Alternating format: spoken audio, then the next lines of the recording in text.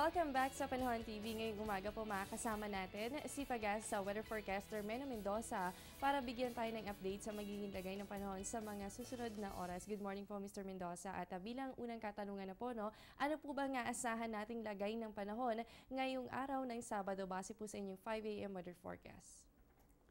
Una sa lahat, magandang umaga din sa JC at magandang umaga sa ating mga televiewers.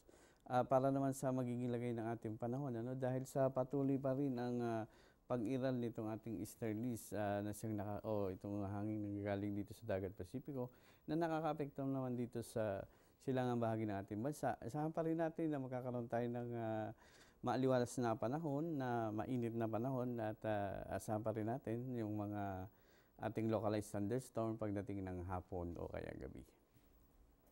At nabanggit nyo, Mr. Meno, patuloy pa rin po ang pag-iral nitong easterlies, kaya naman nakakaranas pa rin po tayo ng mainit na panahon. Pero kahapon po ba, ano yung pinakamataas na temperaturang naitala ng Pag-asa? Bali kahapon, nakapagtala tayo ng pinakamainit sa Subic at ito ay 36.9. Then sa General Santos City, nakapagtala tayo ng 36.5. Sa Cabanatuan, 35.5. Sa Davao, 34.9. At sa Naiya, 34.7. At bilang napag-uusapan na rin po natin itong highest temperature, ano po ba yung pinakamataas na temperaturang naitala natin dito sa Metro Manila, ganun din po sa Metro Cebu at sa Metro Davao para po yan sa buwan ng Abril? Sa buwan ng Abril, nakapagtala tayo dito sa Kamaynilaan ng 36.2 noong April 18. Then sa Metro Cebu, 33.6 noong April 4 at sa Davao, 35.3 noong April 11 at 15.